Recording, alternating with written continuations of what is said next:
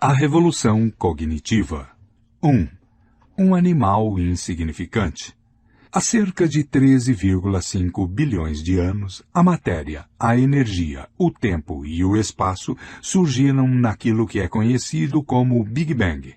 A história dessas características fundamentais do nosso universo é denominada física. Por volta de 300 mil anos após seu surgimento, a matéria e a energia começaram a se aglutinar em estruturas complexas chamadas átomos, que então se combinaram em moléculas.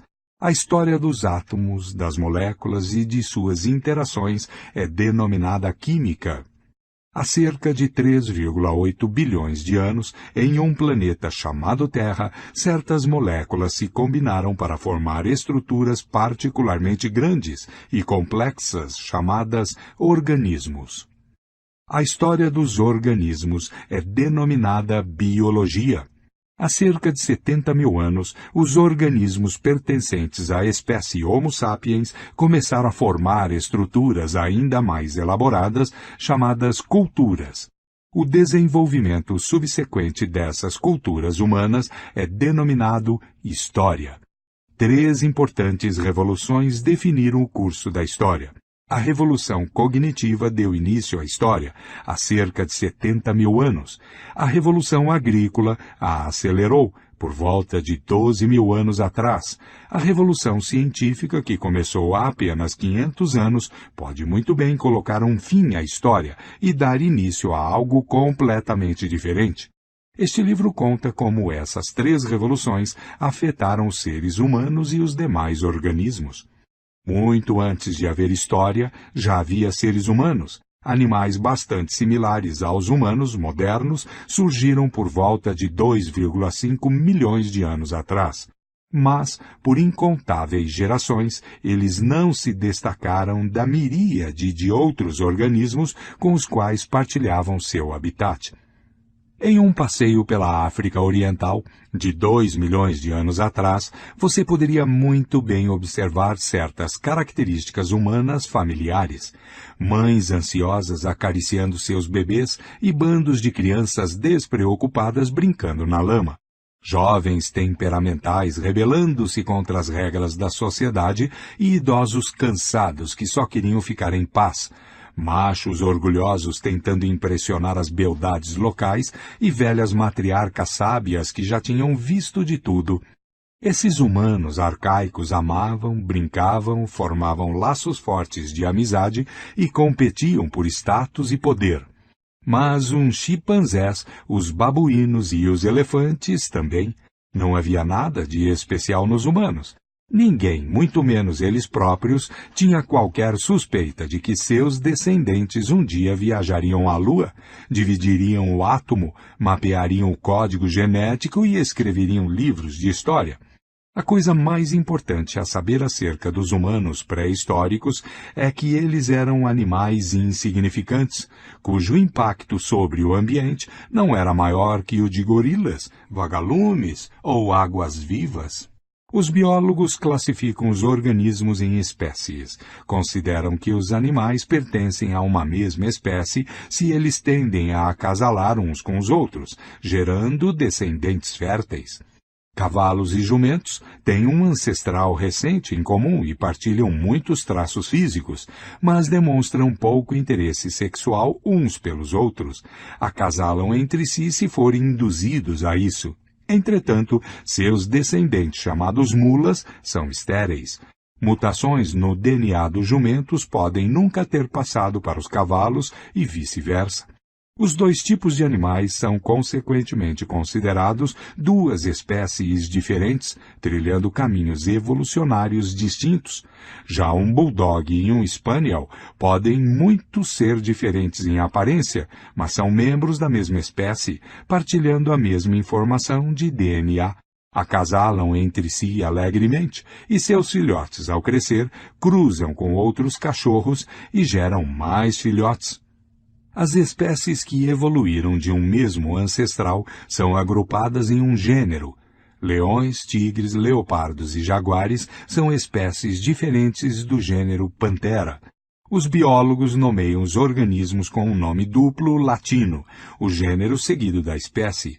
Os leões, por exemplo, são chamados Panthera leo, a espécie leo do gênero Panthera. Ao que tudo indica, todos os que estão lendo este livro são Homo sapiens, a espécie sapiens, sábia, do gênero Homo, homem. Os gêneros, por sua vez, são agrupados em famílias, como a dos felídeos, leões, guepardos, gatos domésticos, a dos canídeos, lobos, raposas, chacais, e a dos elefantídeos, elefantes, mamutes, mastodontes. Todos os membros de uma família remontam ao mesmo patriarca ou matriarca original. Todos os gatos, por exemplo, dos menores gatos domésticos ao leão mais feroz, têm em comum um ancestral felídeo, que viveu há cerca de 25 milhões de anos. O Homo sapiens também pertence a uma família. Esse fato banal costumava ser um dos segredos mais bem guardados da história. Durante muito tempo, o Homo sapiens preferiu conceber a si mesmo como separado dos animais, um órfão destituído de família, carente de primos ou irmãos, e o que é mais importante, sem pai nem mãe. Mas isso simplesmente não é verdade. Gostemos ou não, somos membros de uma família grande e particularmente ruidosa chamada grandes primatas. Nossos parentes vivos mais próximos incluem os chimpanzés, os gorilas e os orangotangos. Os chimpanzés são os mais próximos. Há apenas 6 milhões de anos, uma mesma fêmea primata teve 2 filhas. Uma delas se tornou a ancestral de todos os chimpanzés. A outra é nossa avó. Esqueleto no armário. O Homo sapiens guardou um segredo ainda mais perturbador.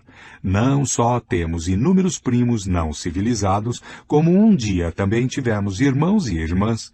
Costumamos pensar em nós mesmos como os únicos humanos, pois, nos últimos 10 mil anos, nossa espécie de fato foi a única espécie humana a existir. O verdadeiro significado da palavra humano é animal pertencente ao gênero Homo. E antes, havia várias outras espécies desse gênero, além do Homo sapiens. Além disso, conforme veremos no último capítulo deste livro, num futuro não muito distante, possivelmente teremos de enfrentar humanos não sapiens. Para melhor explicar este ponto, usarei o termo sapiens para designar membros da espécie Homo sapiens, ao passo que reservarei o termo humano para me referir a todos os membros do gênero Homo.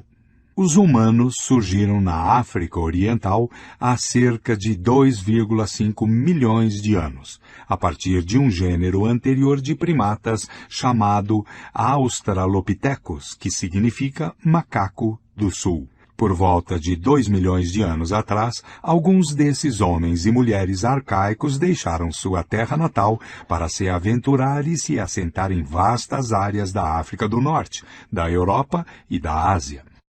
Como a sobrevivência nas florestas nevadas do norte da Europa requeria características diferentes das necessárias à sobrevivência nas florestas úmidas da Indonésia, as populações humanas evoluíram em direções diferentes.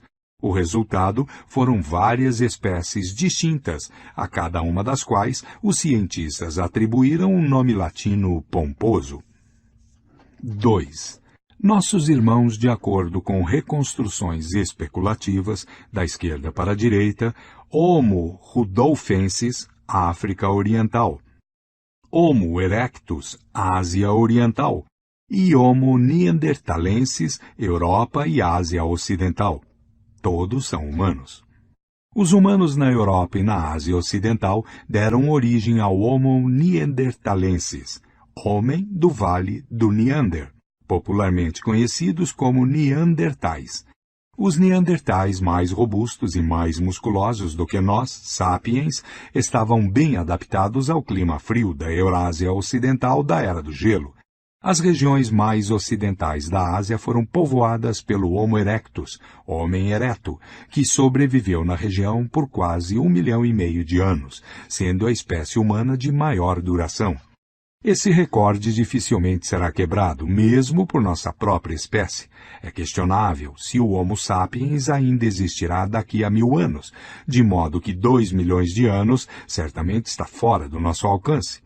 Na ilha de Java, na Indonésia, viveu o Homo soelensis, homem do Vale do Solo, que estava adaptado para a vida nos trópicos. Em outra ilha indonésia, a pequena Ilha de Flores, humanos arcaicos passaram por um processo que levou ao nanismo. Os humanos chegaram pela primeira vez à Ilha de Flores quando o nível do mar estava excepcionalmente baixo, facilitando o acesso à ilha a partir do continente. Quando o nível do mar voltou a subir, algumas pessoas ficaram presas na ilha, que era pobre em recursos. As pessoas grandes que necessitavam muita comida morriam primeiro. Os indivíduos menores tinham muito mais chances de sobrevivência. Com o passar das gerações, as pessoas de Flores se tornaram anãs. Essa espécie única, conhecida pelos cientistas como Homo floresiensis, chegava a uma altura máxima de apenas 1 metro e pesava não mais de 25 quilos. Ainda assim, era capaz de produzir ferramentas de pedra e ocasionalmente conseguia abater alguns dos elefantes da ilha. Embora, a bem da verdade, os elefantes também fossem uma espécie diminuta. Em 2010, outro irmão perdido foi resgatado do esquecimento quando os cientistas escavando a caverna de Denisova, na Sibéria, descobriram um osso de dedo fossilizado. A análise genética comprovou que o dedo pertencia a uma espécie humana até então desconhecida, que foi denominada Homo denisova. Sabe-se lá quantos de nossos parentes perdidos estão esperando para ser descobertos em outras cavernas, em outras ilhas e em outros climas. Enquanto esses humanos evoluíam na Europa e na Ásia, a evolução na África Oriental não parou. O berço da humanidade continuou a nutrir numerosas espécies novas, como o Homo rudolfensis, homem do lago Rudolf, o Homo ergaster, homem trabalhador, e finalmente nossa própria espécie, que sem modéstia alguma denominamos Homo sapiens, homem sábio.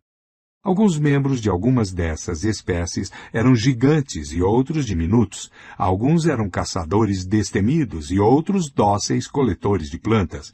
Alguns viviam em uma única ilha, ao passo que muitos perambulavam por continentes. Mas todos pertenciam ao gênero Homo. Eram seres humanos. É uma falácia comum conceber essas espécies como dispostas em uma linha reta de descendência, com os ergaster dando origem aos erectus, os erectus dando origem aos neandertais e os neandertais dando origem a nós.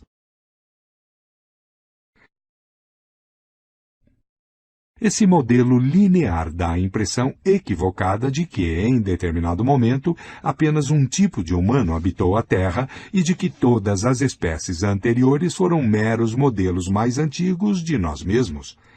A verdade é que, de aproximadamente 2 milhões de anos a 10 mil anos atrás, o mundo foi habitado por várias espécies humanas ao mesmo tempo. E por que não? Hoje há muitas espécies de raposas, ursos e porcos. O mundo de 100 mil anos atrás foi habitado por pelo menos 6 espécies humanas diferentes. É nossa exclusividade atual e não a multiplicidade de espécies em nosso passado que é peculiar e talvez incriminadora. Como logo veremos, nós, sapiens, temos boas razões para reprimir a lembrança de nossos irmãos. O custo de pensar. Apesar de suas muitas diferenças, todas as espécies humanas têm em comum várias características que as definem. Mais notadamente, os humanos têm o cérebro extraordinariamente grande, em comparação com o de outros animais. Mamíferos pesando 60 quilos têm um cérebro com tamanho médio de 200 centímetros cúbicos. Os primeiros homens e mulheres, há 2,5 milhões de anos, tinham cérebros de cerca de 600 centímetros cúbicos. Sapiens modernos apresentam um cérebro de 1.200 a 1.400 centímetros cúbicos. Os cérebros dos neandertais eram ainda maiores. Que a evolução devesse selecionar cérebros maiores pode nos parecer óbvio. Somos tão apaixonados por nossa inteligência superior que presumimos que, em se tratando de capacidade cerebral, mais deve ser melhor. Mas se fosse assim, a família dos felídeos também teria produzido gatos capazes de fazer cálculos e porcos teriam, a esta altura, lançado seus próprios programas espaciais.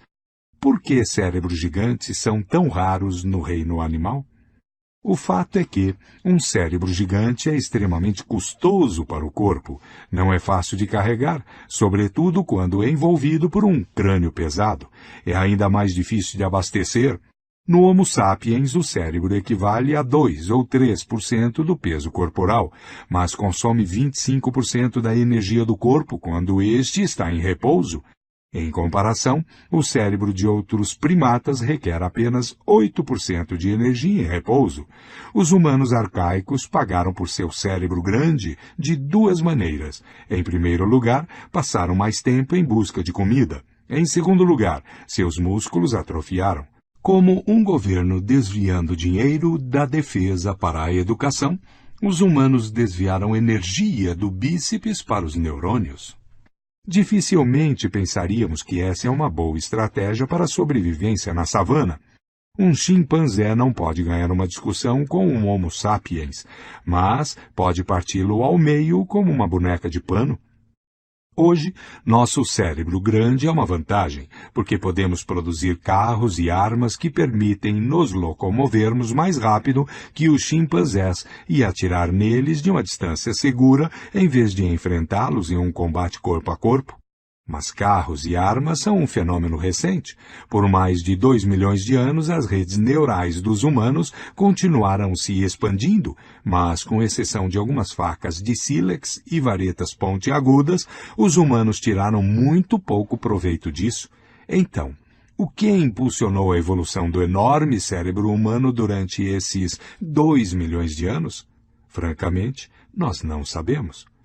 Outro traço humano singular é que andamos eretos sobre duas pernas. Ao ficar eretos, é mais fácil esquadrinhar a savana à procura de animais de caça ou de inimigos, e os braços, desnecessários para a locomoção, são liberados para outros propósitos, como atirar pedras ou sinalizar.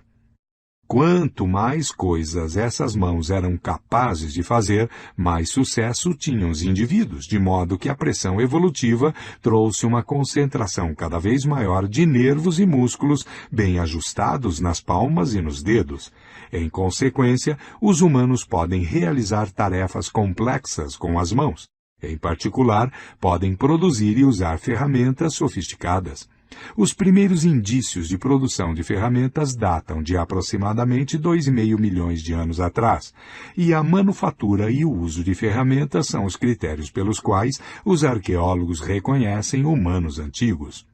Mas caminhar com a coluna ereta tem lá suas desvantagens.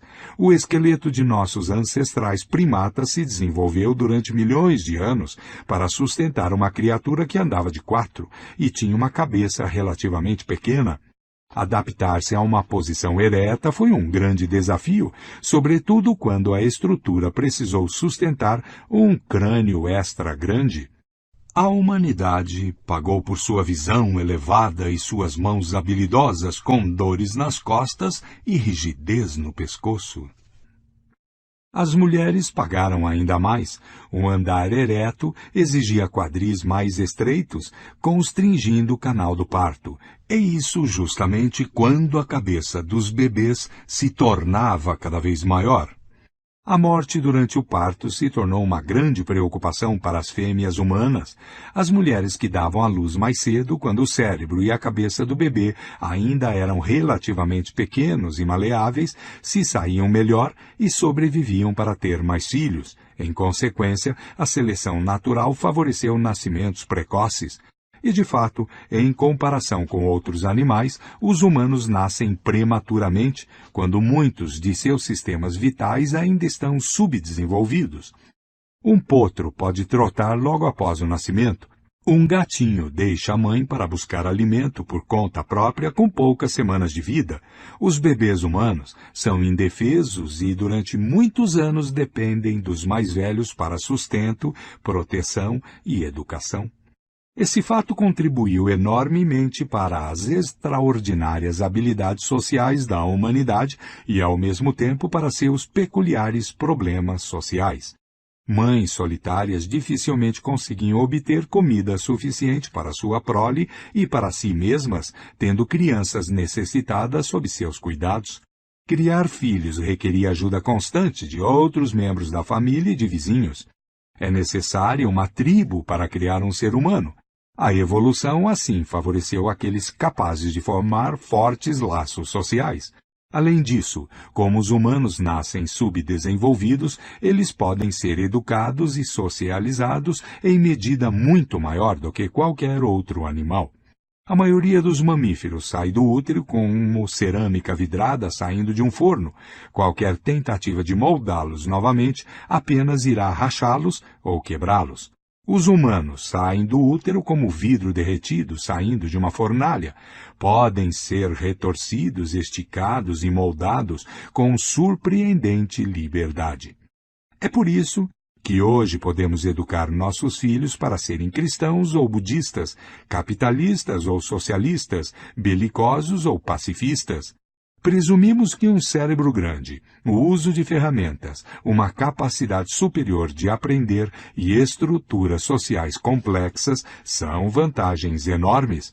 Parece óbvio que esses atributos tornaram a humanidade o animal mais poderoso da Terra.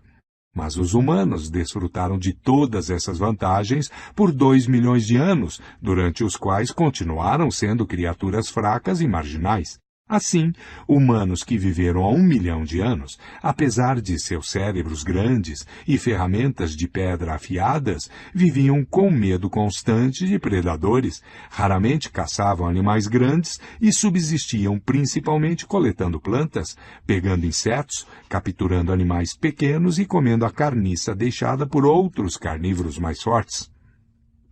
Um dos usos mais comuns das primeiras ferramentas de pedra foi abrir ossos para chegar até o tutano. Alguns pesquisadores acreditam que esse foi nosso nicho original. Assim como os pica-pau se especializam em extrair insetos dos troncos das árvores, os primeiros humanos se especializaram em extrair o tutano dos ossos. Por que o tutano? Bem, suponhamos que você esteja observando um bando de leões abater e devorar uma girafa. Você espera pacientemente até eles terminarem. Mas ainda não é a sua vez, porque primeiro as hienas e os chacais, e você não ousa se meter com eles, reviram as sobras.